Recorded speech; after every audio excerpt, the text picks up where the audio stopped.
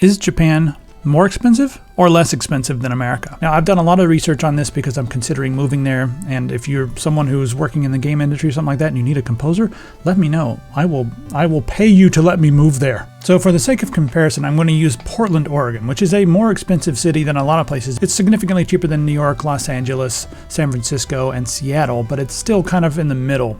And I'm going to use that as a comparison to Japan. Look at that ugly Activate Windows thing. Is this what your Windows 10 looks like? When you try to go and change your color scheme or your background, does it say, oh, sorry, you got to activate. We need this dark theme. You can go buy a retail CD key if you want to. It's going to cost you over $100 typically, maybe $150. And if you're buying Office, it's going to be a lot more than that. Or you can do like I do and grab an OEM CD key. It's the exact same product when you buy an OEM key. It's just this is the price that the big corporations and stuff pay when they buy them and put them on laptops or whatever, when they buy them for their offices. Everyone should get the same price, and that's why I always buy OEM keys, and I do it on whokeys.com. We have Windows 11, and you can also get Office. Pick the version you want. I'm going to get Windows 10 Pro. By using coupon code TS25, you can get 25% off these prices here. So go ahead and put TS25 in here as your coupon code, hit apply, and then you can see we can get Windows 10 Pro for $14.85. Once you're finished, if you want to access your key, you click on your name on the top right, click on User Center, and you'll see My Purchase Orders. Right here, you'll be able to view the keys that you've purchased just by clicking on View Keys and Codes. Then you will see your code right here. Just go ahead and copy this code, press Start, type Activate. You'll see activation settings come up. Click on that. Then click Change Product Key. Right there, you can paste in your code and hit Next, and then you will be activated. It's very simple. And while you're on WhoKeys, be sure to check out some of their new stuff like their wireless mice and mechanical keyboards. All right, now to the regularly scheduled video.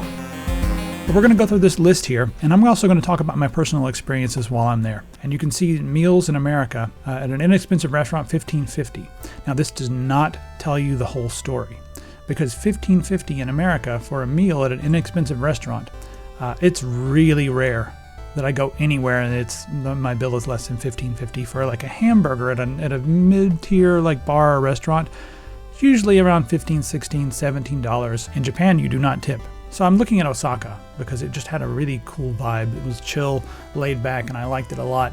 But Tokyo is also pretty cool. But in general, Tokyo stuff is like $1 more. Maybe not even that. It was really reasonable even in Tokyo. So as you can see here, just eating in general is about half price, but for some reason it seemed about a third of or a fourth of the price depending on where you go. So I'm not sure where they get these numbers and where they get these numbers, but comparably, if you go to like a dive bar or something like that and have a meal, you're going to be like $20-30 in Portland because you're going to have a beer or something. Whereas in Osaka, you can go into an izakaya and have amazing food. Like the food is ridiculously good. And you can get 2 beers and usually be in there for like $10. Just a quick note on tipping. Societies without tipping have way lower levels of corruption because in societies where tipping is normal, you are taught that all of your actions have a monetary value associated with them.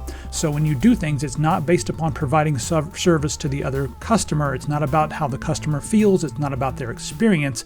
It's always about what you're going to get back for doing that action. If you're serving a table or opening a door for someone at a restaurant or a hotel, you're like, what am I going to get back for holding this door for you? I carried your suitcase up to your room. What am I going to get back for that? It's not I carried the suitcase to your room because I want you to have a good stay and I care about my service quality to you. And that's the difference in culture. They care about providing quality service, and they're also paid more for the same jobs because they don't have tipping. Now, overall, they're paid less in general, but it's substantially cheaper to live there. So even at the end of the month, they have about 30% on average income that they can spend on whatever they like. All right, so the markets are a little bit more even depending on the items that you get and where you go. But I'll scroll through this quickly. I will note that the produce quality there is exponentially higher. Everything is pert and perfect and ready to eat. I don't know how they do it. Well, I kind of do. I want to mention the grocery stores in Japan. They don't have a lot of waste, and you'll start to see everything is wrapped individually in plastic, like almost every single thing.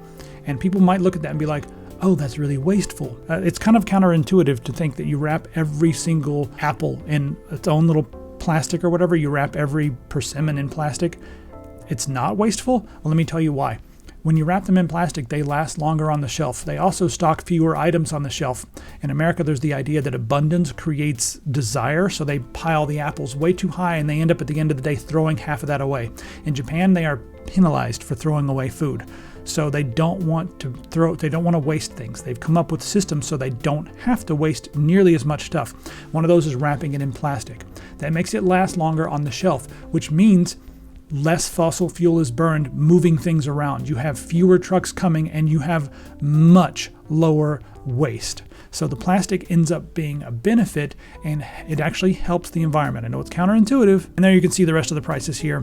Coffee and stuff like that was so much cheaper. And remember, even when you go to a coffee shop and you may spend $3 on a cappuccino or something while you're in Japan, but that's it. In America, you spend, it's like $4.50 for a cappuccino in most places.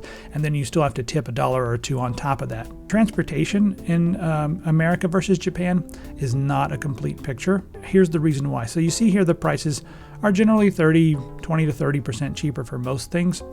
You don't really take taxis in Japan unless you absolutely have to, they are higher in Japan than they are in Oregon. So you don't usually do that because what you do is you take the subway. If you're working from home, you're not going to need to buy the subway pass. You can just pay a couple of dollars per trip. And for me, I'll only need to take the subway a couple of times a week. So at the end of the month, I'm sure I'll be able to spend less than $100 on transportation. Now, what they don't tell you about Japan is you don't need a car. So they always assume that you have a car in most of these things. They're like, oh, you have a car here, you have a car there, here's the comparable prices. But I want to compare this a different way. When I move to Japan, I get to get rid of my car. My car costs $230 a month for the parking space, for the honor of having a little house for my car in Portland, Oregon, which I hate, but I do because I need my car. It sucks. I want to get rid of it, but I need it because I can't get everything I need just on foot, even in a city in America, whereas I can in Japan. So I get rid of my parking space. That's $230 a month. I no longer need to pay my insurance, which is $179 a month, $180 a month. And my car payment is also $170 a month because I refinanced. Now, I have it cheaper than most. The average car payment in America is close to $600 a month. So you could just get rid of that and use public transportation. Another significant expense will be gasoline. If you only use the train, spending $100 to $200 a month, it's going to be significantly less expensive when it comes to transportation in Japan. All right, let's talk about the utilities. I did notice that the cost of heating and cooling and stuff, quite a bit less there. 915 square foot house, 30% lower energy costs. And I'm in Portland. If you live somewhere else, you can adjust accordingly. You can come to this website and do all that stuff too. Also, internet is, they're saying 60 megabits or more.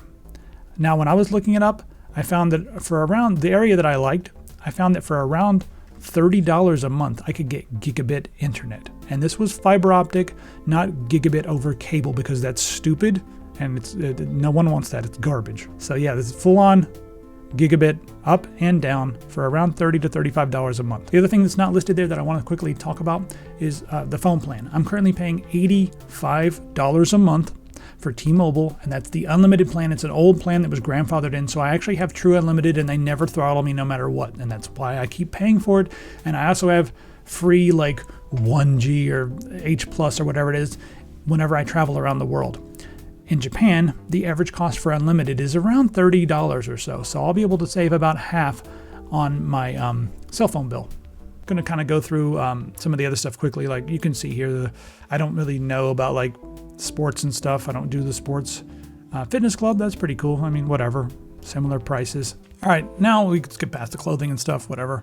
If they can have anything to fit me, that'd be cool. I want to look at rent. Most people will be renting when they go there. And this is in the city center. It's substantially less expensive if you live outside of the city center, but I like living in the middle of town.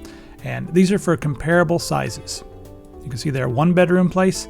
I'm paying significantly more than this in Portland because I want to live downtown and it sucks. And I was looking at places in Osaka for the same square footage because I want to have an extra bedroom for all my gear and my exercise equipment and all of the stuff that I ship out from Epic Pants. I do that from home. So I'm somewhere in between. I found places that were like $1,400 a month for the size that I have here.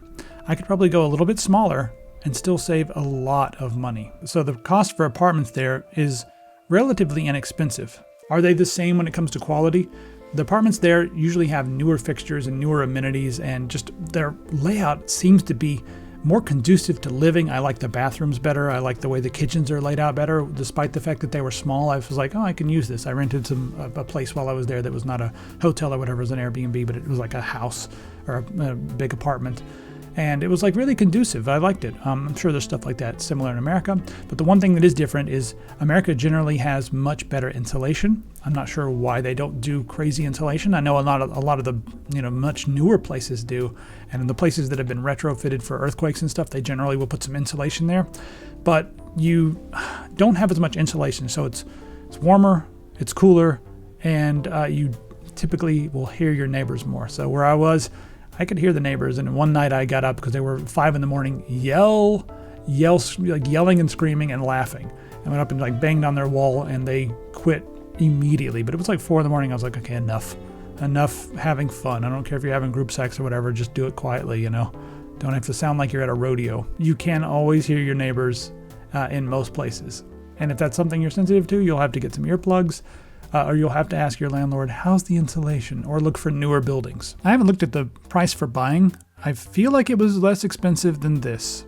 I kind of looked at a couple of buildings just out of curiosity. And it's like you can get like a 3-story building for $1 million. And in the 3-story building, each floor has 1,000 square feet or so. So you can have the bottom floor. It could be like a nice little coffee shop or something. That would be like a dream world if I had enough money to do that. Have a building and do all my fun stuff upstairs, maybe put a little barcade on the bottom floor. But yeah, anybody want to go into business doing that? Let me know. You just learn Japanese with me. So that's just like the general stuff. I want to talk about the fun stuff too, because that's important. Like going out and getting a piece of cake, right? That's super fun to get a piece of cake. They always come with lots of fruit on top, which I thought was awesome. But you can go into even a nice fancy train station and everyone's wearing their cool little chef hats and stuff. And you get a designer piece of cake. In America, that would be $11, $12 for this perfect little frou-frou piece of cake with cherries and strawberries on top. And there it's $3.50 to $4. So it's still expensive considering, it's a piece of cake, but it's I was always expecting things to be way, way higher priced. The price of coffee and stuff was also less expensive, but just going and checking out a retro game store, the price for Super Nintendo games was so inexpensive. Picked up Mario World for $7 or $8, and that was in the box. It looks new. The price for a Super Famicom with 2 controllers is about $35 US. And you can see these are going for a couple $100 on eBay in America for the Super Nintendo. I found a Super Famicom in the box, and it was mint condition for $45 US with 2 controllers. Everything was intact, and it was not yellow. It was still pristine beige. It looked new.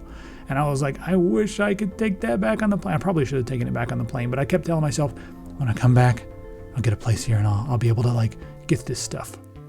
So the price for a lot of the fun stuff is really inexpensive. There were a couple of stores that were more talked about in the Western circles and stuff, on Reddit and stuff. They talked about certain stores, and I went in there and I noticed that their prices were much higher, and they were basically based upon the price in America on eBay. So and sure enough, they're selling stuff on eBay. I'm talking about Super Potato.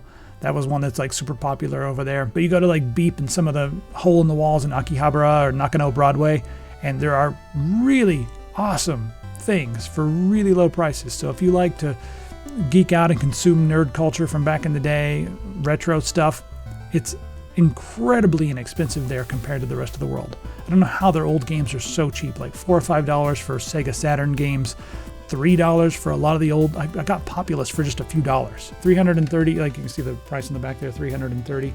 That's $2.70.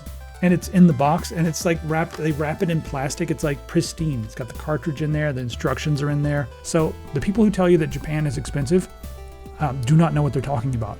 Or they do know what they're talking about, but they did Japan incorrectly. They went to Japan, they stayed at a resort, they lived inside a little Western bubble, they made sure everything was catered to them, and they ate at really boring, expensive restaurants. They saw a thing on Yelp, they saw a thing on Netflix, and they're like, we saw some sushi on Netflix, so we've got to go have that sushi now that it's famous. And of course, you're going to pay $500 for sushi, and it's going to be okay sushi. The best sushi I've ever had in my life was at a place that seated 3 people, a tiny little izakaya, an old guy who really knew his craft, and oh my God, the sushi was ridiculous, and it was about $17, $18. It was the best sushi I've ever had in my life for like, I guess after the beer, maybe 20 bucks. The more I talk about it, the sadder I get. I'm going to figure out a way to get there.